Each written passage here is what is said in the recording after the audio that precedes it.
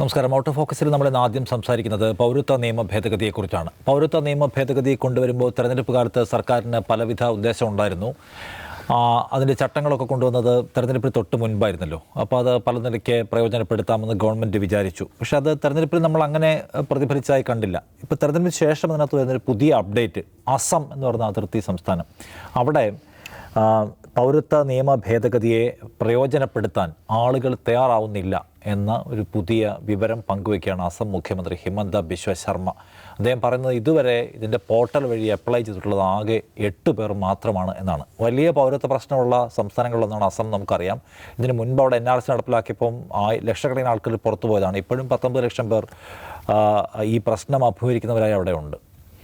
ഈ 8 പേർ ആപ്ലിക്കൻസ് ഉണ്ടെന്ന് പറഞ്ഞാൽ അതിന് ശേഷമുള്ള തുടർ നടപടിയിലേക്ക് കടന്ന ഈ ഇൻ്റർവ്യൂവിന് വന്ന ആളുകൾ വെറും 2 പേർ മാത്രമാണ് എന്നാണ്. അപ്പോൾ ആളുകൾക്ക് സർക്കാർ കൊണ്ടുവന്ന ഈ പൗരത്വ നിയമ ഭേദഗതി അല്ലെങ്കിൽ ഈ പൗരത്വ നിയമം അതിനകത്ത് കൂടി പൗരത്വം നേടുക എന്ന വിശ്വാസ പ്രശ്നം കാര്യമായിട്ടുണ്ടോ? അത് മാത്രമല്ല, അസമിൻ്റെ സിറ്റുവേഷൻ നമുക്കറിയാവുന്നത് അതിൻ്റെ പരിസ്ഥിതി വേറെ തന്നെയാണ്.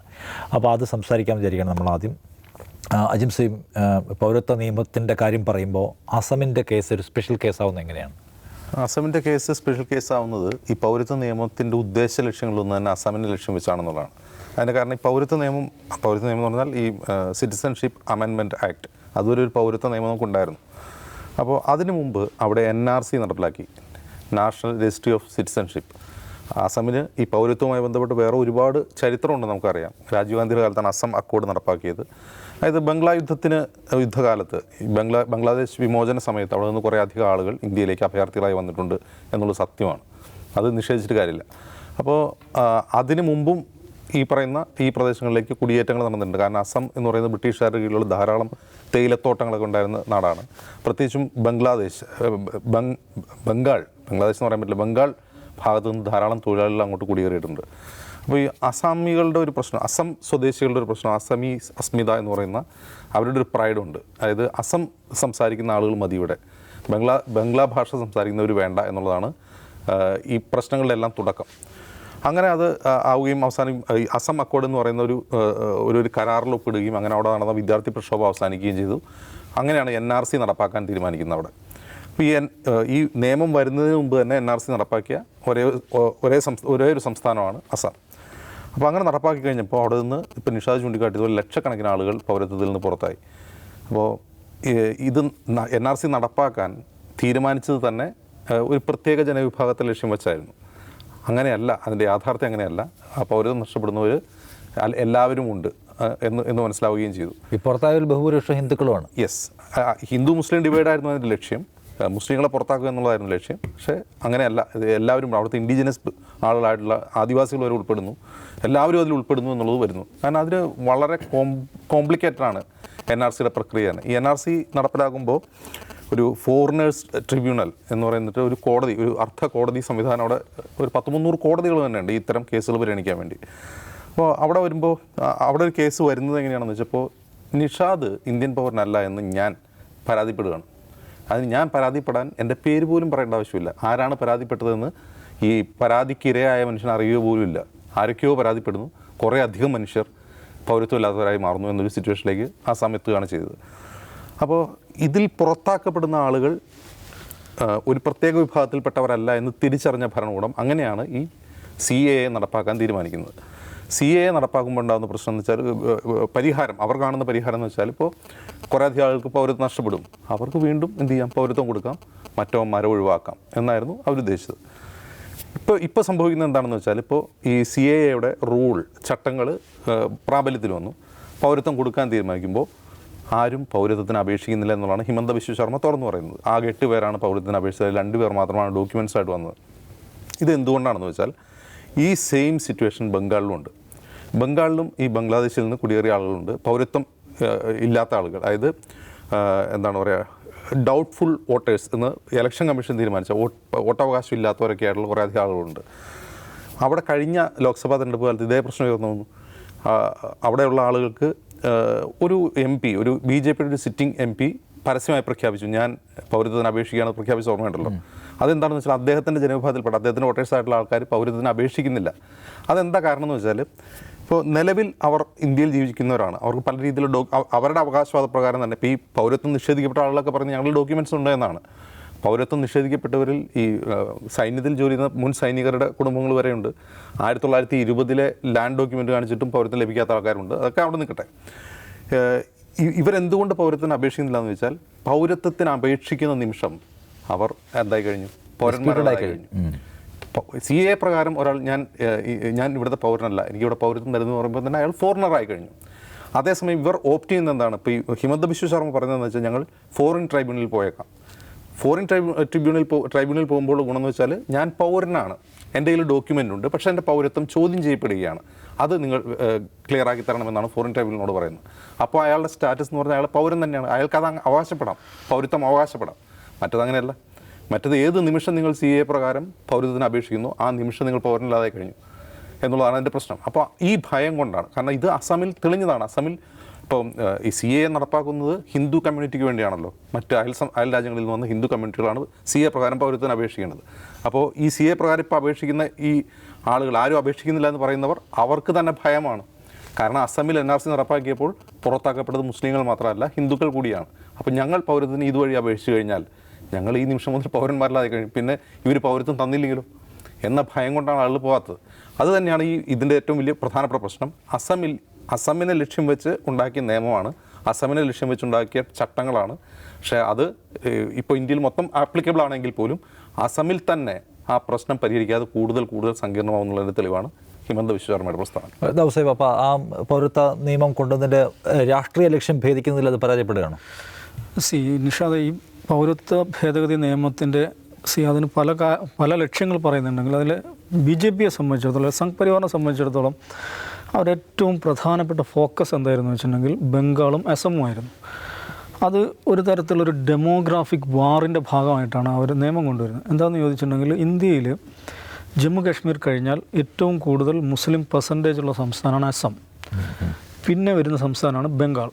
അപ്പോൾ ഈ രണ്ട് സംസ്ഥാനത്തെയും ഡെമോഗ്രാഫിക് പാറ്റേൺ അട്ടിമറിക്കുക, അതിനെ റീഡ്രോ ചെയ്യുക എന്നുള്ള ഒരു ലാർജർ ഡിസൈനാണ് CAA നിയമത്തിൻ്റെ ക്രക്സ് എന്ന് പറയുന്നത്, അതിൻ്റെ യഥാർത്ഥ ലക്ഷ്യം എന്ന് പറയുന്നത്. അപ്പോൾ അതെങ്ങനെയാണ് അസമിലത് വർക്ക് ചെയ്യുന്നതെന്ന് വെച്ചാൽ, അജിംസ് നേരത്തെ പറഞ്ഞല്ലോ, അത് 2019 NRC അവിടെ നടപ്പിലാക്കുന്നു. 19 ലക്ഷം ആളുകളാണ് NRC ഈ രജിസ്ട്രി ഓഫ് സിറ്റിസൺറി ആ പ്രോസസ്സ് കഴിഞ്ഞ ശേഷം 19 ലക്ഷം ആളുകളാണ് പുറത്താവുന്നത്. എന്ന് പറഞ്ഞാൽ പൗരന്മാരല്ലാത്തവരായിട്ട് മാറ്റപ്പെടുന്നത്. ഈ 19 ലക്ഷം ആളുകളിൽ 8.5 ലക്ഷം ഹിന്ദുക്കളാണ്. അപ്പോൾ ആദ്യത്തെ സ്റ്റെപ്പ് തന്നെ ആ പ്രോജക്റ്റിന് വലിയൊരു തിരിച്ചടി ഏൽക്കുകയാണ്. അങ്ങനെയാണ് CAA വരുന്നത്. CAA വന്നാൽ അജിംസ് വിശദീകരിച്ചു, ഈ പുറത്തു പോയ 8.5 ലക്ഷം ആളുകൾക്ക്, ഹിന്ദുക്കളായിട്ടുള്ള ബംഗാളി സ്പീക്കിംഗ് ആയിട്ടുള്ള ആളുകൾക്ക് CAA വഴി പൗരത്വം നൽകാം. ബാക്കിയുള്ള 9 ലക്ഷത്തോളം മുസ്ലിങ്ങളുണ്ടല്ലോ, അവരെ തട്ടി ഡിറ്റൻഷൻ ക്യാമ്പിലേക്കോ എവിടേക്കാണെന്ന് വെച്ചാൽ വിട്ടേക്കാം. ഇതായിരുന്നു പ്ലാൻ. ആ പ്ലാനിനെ കുറിച്ചാണ് അമിത്ഷാ പ്രസംഗിക്കുന്നത്. ഏത് ക്രോണോളജി സമജ്മേ രഖോ എന്ന് പറയുന്നത്. അപ്പോൾ ഈ പദ്ധതിയാണ് CAA ആയിട്ടൊരു നിയമമായിട്ട് വരുന്നത്. അത് പാളി എന്നാണ് ഇത് കാണിക്കുന്നത്. അതിൻ്റെ കാരണം എന്ന് വെച്ചിട്ടുണ്ടെങ്കിൽ, ഒന്നാമത് ഈ അസമിലെ ഒരു പ്രശ്നം എന്ന് പറയുന്നത്, ബംഗാളി മുസ്ലിങ്ങൾക്കെതിരെ ആണ് BJP അത് തിരിക്കുന്നതെങ്കിലും, അടിസ്ഥാനപരമായി ബംഗാളി ഭാഷ സംസാരിക്കുന്ന ആളുകൾക്കെതിരായുള്ളൊരു മൂവ്മെൻറ്റ് കൂടിയാണത്.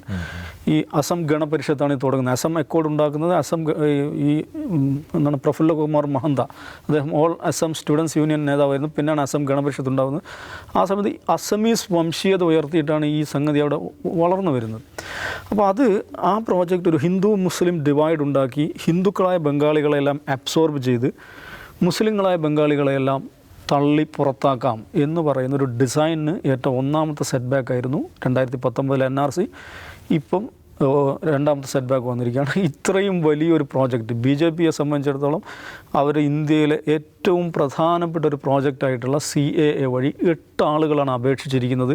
അതിൽ 2 ആളുകളാണ് ഇൻ്റർവ്യൂവിന് വന്നിരിക്കുന്നതിനാൽ എന്തുമാത്രം വലിയ പരാജയമാണ് തിരിച്ചടിയെന്ന് ആലോചിക്കണം. അപ്പോൾ അത് പൊളിഞ്ഞിരിക്കുന്നു, ആ ഒരു പ്രോജക്റ്റ് പൊളിഞ്ഞിരിക്കുന്നു എന്നാണ് അത് കാണിക്കുന്നത്. പക്ഷെ നമ്മൾ കാണേണ്ട ഒരു കാര്യം എന്ന് വെച്ചാൽ, അസമിനെ നമ്മളൊരു സ്പെഷ്യൽ കേസായിട്ട് എടുക്കേണ്ടതാണ്. അസം എന്ന് പറയുന്നത് ഇന്ന് ഇന്ത്യയിലെ ഏറ്റവും പ്രധാനപ്പെട്ട ഒരു ഹിന്ദുത്വ ലബോറട്ടറിയാണ്. കാരണം എന്ന് വെച്ചാൽ അസം ഒന്നാമത് ജിയോഗ്രഫിക്കലി നമ്മുടെ ഒരു മെയിൻ സ്ട്രീം ഇന്ത്യയിൽ നിന്ന് മാറി നിൽക്കുന്നത് കൊണ്ട് മാധ്യമ ശ്രദ്ധ വേണ്ടത്ര വരാത്തൊരു സംസ്ഥാനമാണ്. അവിടെ നടന്നുകൊണ്ടിരിക്കുന്ന ഈ പറയുന്ന സിസ്റ്റമാറ്റിക് ആയിട്ടുള്ള ഒരു എന്താ പറയുക മുസ്ലിം അദൃശ്യവൽക്കരണം എന്ന് പറയുന്ന പ്രക്രിയ അതിഭയങ്കരമായി നടന്നുകൊണ്ടിരിക്കുകയാണ്. മുസ്ലിം ഗ്രാമങ്ങൾ ബുൾഡോസ് ചെയ്യുക, അധിവാസ കേന്ദ്രങ്ങൾ തച്ചുടക്കുക. ഈ മുസ്ലിം ഗ്രാമങ്ങൾ എന്നൊക്കെ പറയുന്നത് മഹാഭൂരിപക്ഷം ഈ മുള കൊണ്ടൊക്കെ ഉണ്ടാക്കിയ തക്കാളിപ്പെട്ടി വീടുകളൊക്കെ നിറഞ്ഞ ഗ്രാമങ്ങളാണ്. എൻക്രോച്ച്മെൻറ്റ് പറഞ്ഞുകൊണ്ട് കയ്യേറുക, ഒഴിവാക്കുക, ഇങ്ങനെയുള്ള ഒരു വശത്ത് ഈ ബുൾഡോസർ രാജ് നടപ്പിലാക്കുക, മറുവശത്ത് അതേക്കാൾ ഭീകരമായൊരു സംഗതി നടക്കുന്നത്, ഞാൻ പറഞ്ഞു കാശ്മീർ കഴിഞ്ഞാൽ ഏറ്റവും കൂടുതൽ മുസ്ലിം പെർസെൻറ്റേജ് ഉള്ള 2011 സെൻസസ് പ്രകാരം 35% അസമിലെ മുസ്ലിം ജനസംഖ്യ. 2011 സെൻസസ് ആണെന്ന് മനസ്സിലാക്കണം. ആ സെൻസസിനെ കുറിച്ച് തന്നെ അവിടെയുള്ള മുസ്ലിം സംഘടനകൾക്ക് കടുത്ത വിയോജിപ്പുണ്ട്. കാരണം ബംഗാളി ഭാഷ സംസാരിക്കുന്ന നിരവധിയായിട്ടുള്ള മേഖലകളിൽ സെൻസസ് നടന്നിട്ടില്ല, അവരുടെ കണക്കെടുത്തിട്ടില്ല എന്ന ആരോപണമുണ്ട്. അപ്പം യഥാർത്ഥത്തിൽ 40% മുസ്ലിങ്ങൾ അസമിലുണ്ടെന്നാണ് പറയപ്പെടുന്നത്. അപ്പോൾ ആ സംസ്ഥാനത്ത് ഒരു മുസ്ലിം മന്ത്രിയിൽ ഒരു കാര്യമാണ്, സംസ്ഥാന ജനസംഖ്യയിൽ 40% വരുന്നൊരു ജനവിഭാഗത്തെ പ്രതിനിധീകരിച്ചുകൊണ്ട് ഒരു മുസ്ലിം മന്ത്രിയില്ല, ഭരണമുന്നണിയിൽ നിന്ന് ഒരു മുസ്ലിം MLA ഇല്ല. നിലവിലുള്ള അവസ്ഥയാണത്. പക്ഷേ ഇപ്പോൾ അവിടെ ഒരു ഡീലിമിറ്റേഷൻ പ്രോസസ്സ് നടന്നുകൊണ്ടിരിക്കുകയാണ്. എന്ന് പറഞ്ഞിട്ടുണ്ടെങ്കിൽ ലോക്സഭാ അസംബ്ലി മണ്ഡലങ്ങളുടെ പുനർനിർണയം. ആ പുനർനിർണയം BJP ഒരു പ്രപ്പോസൽ വെക്കുന്നുണ്ട്. എല്ലാ രാഷ്ട്രീയ പാർട്ടികൾക്കും പ്രപ്പോസൽ വെക്കാം. BJP ഒരു പ്രപ്പോസൽ വെക്കുന്നു. ആ പ്രപ്പോസൽ അപ്പടി തന്നെ ഇലക്ഷൻ കമ്മീഷൻ അംഗീകരിക്കുകയാണ്. അവിടെയുള്ള CPIM-ഉം കോൺഗ്രസും അതിശക്തമായി AUDF-ഉം അതിശക്തമായി അതിനെ രംഗത്ത് വന്നു. അതൊന്നും കേൾക്കാതെ, ഇവരുടെ ആരുടെയും ഇത് കേൾക്കാതെ ഇലക്ഷൻ കമ്മീഷൻ അംഗീകരിച്ചിരിക്കുകയാണ്. അതിൻ്റെ ഒരു പ്രത്യേകത എന്താണെന്ന് വെച്ചിട്ടുണ്ടെങ്കിൽ ഈ പറയുന്ന അതേക്കുറിച്ച് BJP നേതാക്കൾ ഈവൻ ഹിമന്ത് ബിശ്വ ശർമ്മ തന്നെ പരസ്യമായി പറഞ്ഞിട്ടുണ്ട്, മുസ്ലിം പ്രാതിനിധ്യം കുറക്കുക എന്നുള്ളത് തന്നെയാണ് ഇതിൻ്റെ ലക്ഷ്യം എന്ന് പറഞ്ഞിട്ടുണ്ട്. അപ്പം 40% വരുന്ന ഒരു ജനവിഭാഗത്തിന് നിലവിൽ അവിടെ 35 MLA-മാരുള്ളത്. ഈ പുതിയ ഡീലിമിറ്റേഷൻ്റെ ഒരു തമാശ എന്താണെന്ന് വെച്ചിട്ടുണ്ടെങ്കിൽ SC/ST പോപ്പുലേഷൻ, അസമിൽ ST പോപ്പുലേഷൻ വളരെ പ്രധാനമാണ്. SC/ST റിസർവ്ഡ് സീറ്റുകൾ 24 നിലവിലുണ്ടായിരുന്നത്, അത് 29 വർദ്ധിപ്പിച്ചു. അതിൽ എഗൻ തമാശ എന്താണെന്ന് വെച്ചിട്ടുണ്ടെങ്കിൽ ഈ Bodo land, autonomous Bodo land എന്ന് പറഞ്ഞിട്ടൊരു ഏരിയ ഉണ്ട്. അതേമാതിരി കിലോങ് അർബി എന്ന് പറഞ്ഞിട്ട് വേറൊരു ട്രൈബൽ ഏരിയ ഉണ്ട്. ഇതൊക്കെ ട്രൈബൽസ് കൂടുതലുള്ള സ്ഥലങ്ങളിലാണല്ലോ സാധാരണഗതിയിൽ STയുടെ റിസർവ്ഡ് സീറ്റുകൾ നമ്മൾ പ്രതീക്ഷിക്കുക. അപ്പോൾ ഈ ഡീലിമിറ്റേഷൻ ചെയ്തിരിക്കുന്നതെന്ന് വെച്ചിട്ടുണ്ടെങ്കിൽ ഇൻഡിജിനസ് പോപ്പുലേഷൻ, ആ വാക്കാണ് BJP ഉപയോഗിക്കുന്നത്. ഈ ഡീലിമിറ്റേഷൻ്റെ ഏറ്റവും പ്രധാനപ്പെട്ട ലക്ഷ്യമായിട്ട് ഹിമന്ത് ബിശ്വ ശർമ്മ പറഞ്ഞത് ഇൻഡിജിനസ് പോപ്പുലേഷൻ, തദ്ദേശീയ ജനതയുടെ റെപ്രസെൻറ്റേഷൻ വർദ്ധിപ്പിക്കുക എന്നാണ്. അപ്പോൾ എന്ന് പറഞ്ഞിട്ട് ഈ പറയുന്ന ST പോപ്പുലേറ്റഡ് ആയുള്ള ഏരിയകൾ, ബോഡോ ഏരിയകളിൽ, മറ്റ് ഗോത്ര ജനവിഭാഗ മേഖലകളിൽ അസംബ്ലി സീറ്റുകൾ വർദ്ധിപ്പിക്കുന്നു. ഈ വാലി ഏരിയയിൽ ബംഗാളികൾ താമസിക്കുന്ന, ബംഗാളികൾ എന്ന് പറയുമ്പോൾ കൂടുതലും മുസ്ലിങ്ങൾ, അവർ താമസിക്കുന്ന ഏരിയകളിൽ അസംബ്ലി സീറ്റുകളുടെ എണ്ണം കുറക്കുന്നു.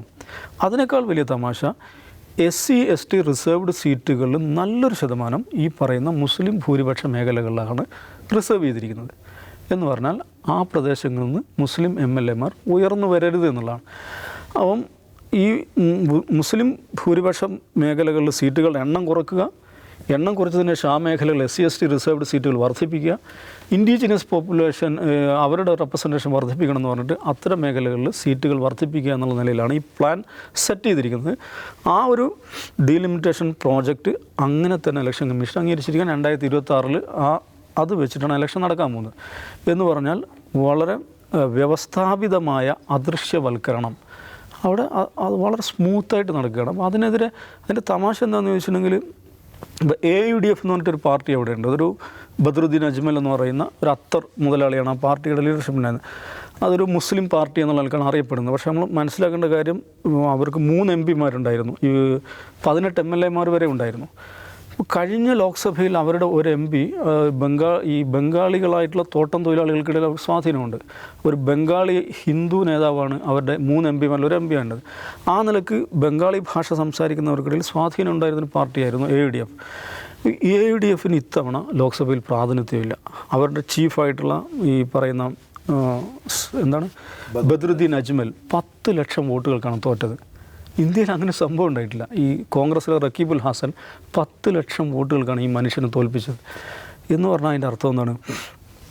വലിയ തോതിലുള്ള അവിശ്വാസം ഈ മുസ്ലിങ്ങൾക്കിടയിൽ തന്നെ അവരുടെ ലീഡർഷിപ്പിനെ കുറിച്ച് അങ്ങേയറ്റത്തെ അവിശ്വാസം വന്നിരിക്കുകയാണ്.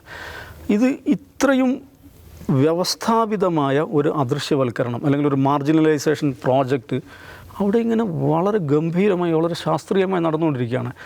ദേശീയ മാധ്യമങ്ങളിൽ അതേക്കുറിച്ച് ഒരു വാർത്ത വരുന്നില്ല, ഒരു രാഷ്ട്രീയ നേതാവ് അതേക്കുറിച്ച് സംസാരിക്കുന്ന നമ്മൾ കേൾക്കുന്നില്ല.